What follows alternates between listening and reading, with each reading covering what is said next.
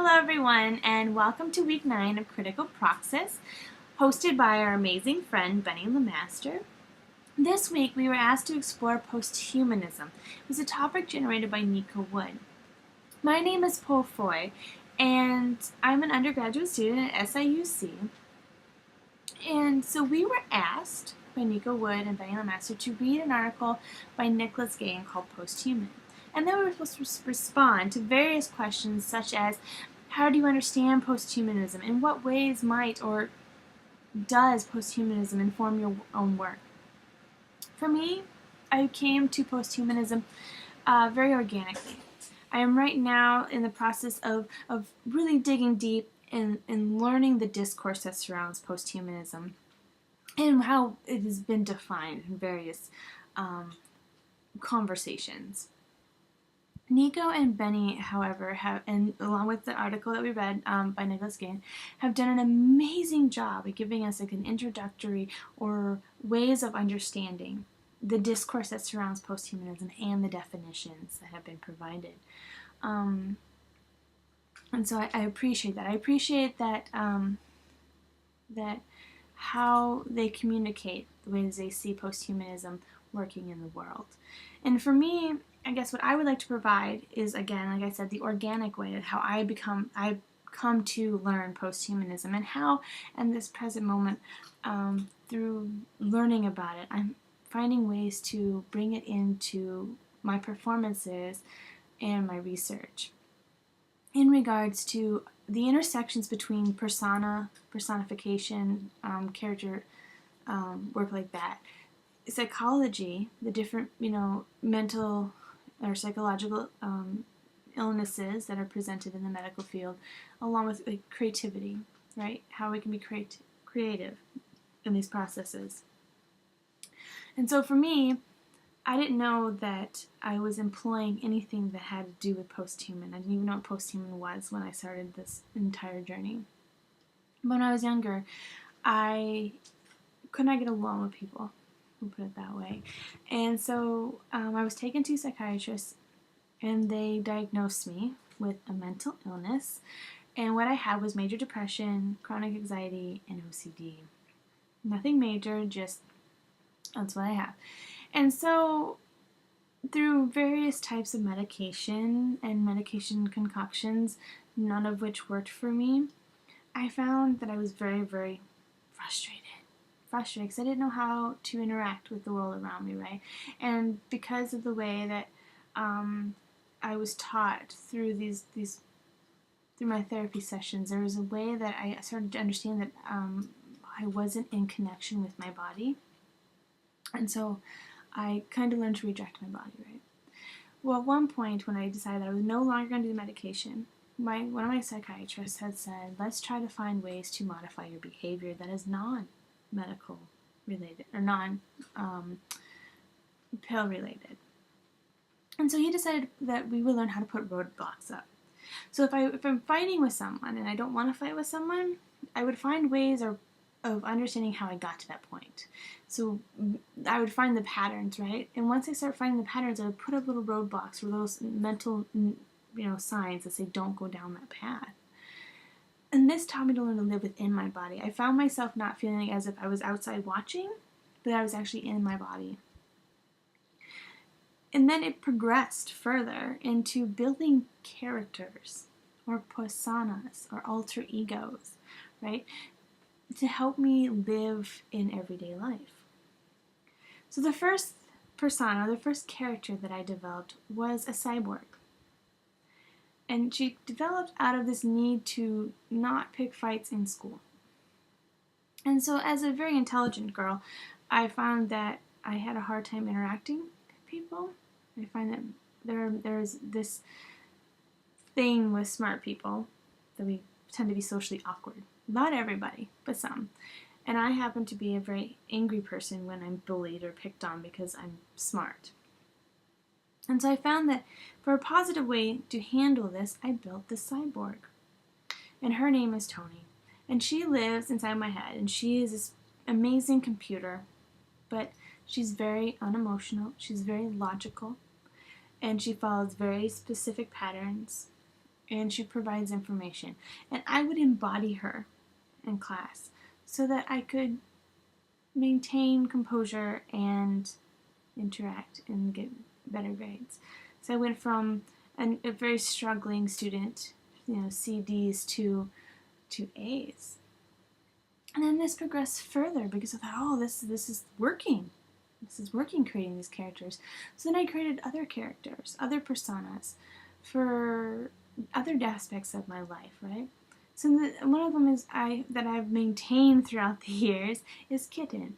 And she is kind of this little girl, and she's also a cat. So she's this hybrid between cat and girl, right? And she's kind of like my inner child. She's very playful. She gets in trouble. She likes mud. She's just a very playful thing. And she takes on a lot of my cat mannerisms. So as a child, I was teased constantly for I liked to play with strings. I liked naps. I was easily distracted by moving objects. And so, and just very cat-like. And so this is a way of dealing with that, right? Dealing with the teasing and dealing with the fact that this is a part of me, right? And I didn't want to not live in my body. And so I made her, gave her a name, and she became part of me. So now she coexists with Tony the cyborg, Kitten, and so we have Kitten, the cat girl, and Tony the cyborg. And then develop Poe, who's kind of like the third manifestation. She's kind of the one that deals with all the, quote, mental illnesses. She's the one that's like, yeah, stuff's kind of hard. There's stuff that, has happened in my life that I gotta deal with. And so she's kind of like the cool, level-headed, warrior type person, right? She's the fighter. And so that these three exist in the same body. And so it was learning to, how do I deal with that, right? And so when I started school at SIU and progressed through, I started to learn more about these different theories and since I'm performance studies, we learn a lot about performing and what does it mean to perform every day, and what are the different type of hats we wear and how we perform those, and to actual performance, different types of theaters like Brechtian and Boral and things like these different ways of theater that we use in like activism and social change. And so I thought, wouldn't it be great if I could bring my persona work into my research and find ways to talk back to the experience I had with dealing with the ways we treat mental illnesses, or the way psychology is done in the United States and other places. How do I talk to that? How do I express my experience, and how I found peace and stuff within this different ways of being, right?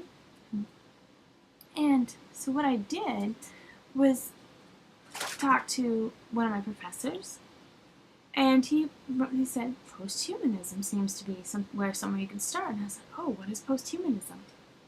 And come to find out the images of cyborgs and, anthropomorphic animals. And it was like, oh, I live in those bodies, because for me it's very hard to live in the human body. And so for me, I really am the cat girl. I really am that cyborg intelligence. And, I really am these things, and they're very deep into the core of me. And so I thought it was a wonderful place to start, right?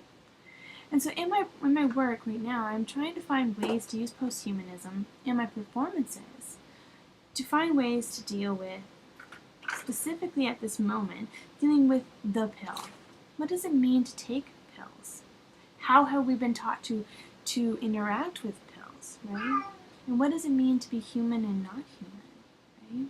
Benny touched on it when he was talking about how access, right? So to be human, you have access. You have access to medical care, right? You have access to privilege, okay? And if you don't, you're somehow not human, right? You don't have those human rights.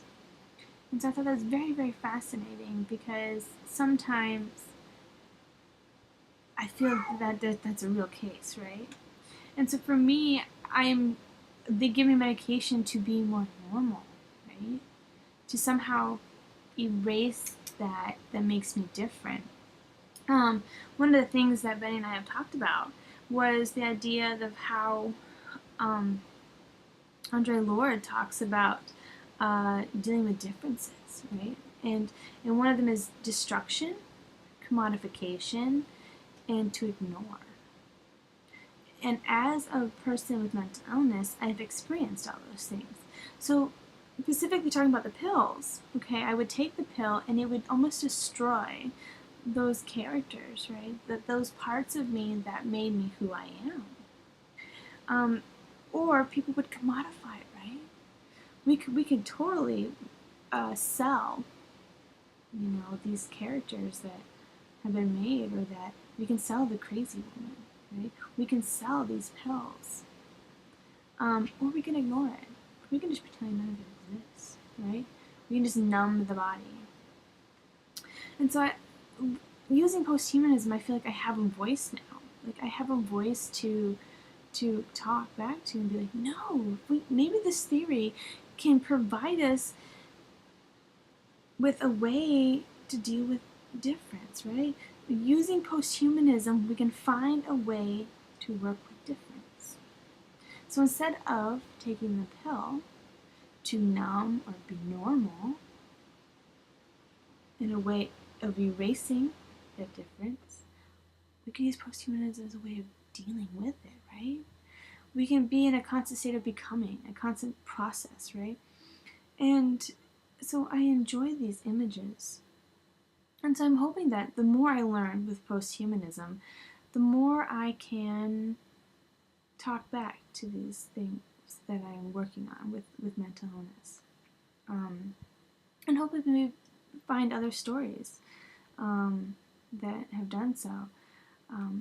So I hope that helps people. I hope that it gives an idea of what posthumanism is, because to me posthumanism is more of this organic way of understanding, or these images of taking human, right, and mixing it with something else, or realizing that human isn't so clear and straightforward, right? It's messy. I'm not sure that everyone out there doesn't have some way of being in a non-human or a hybrid of some kind. And so I guess I find it as a way of dealing with it, right? So I hope that helps, or I hope that you enjoy it. I would love to talk more about this, so I think that maybe in the future I will start something and just kind of explore it with you, take you on the journey through that. But yeah, thank you for having me on this wonderful Critical Praxis. And yeah, I hope to have more conversations later with you. Until then, bye!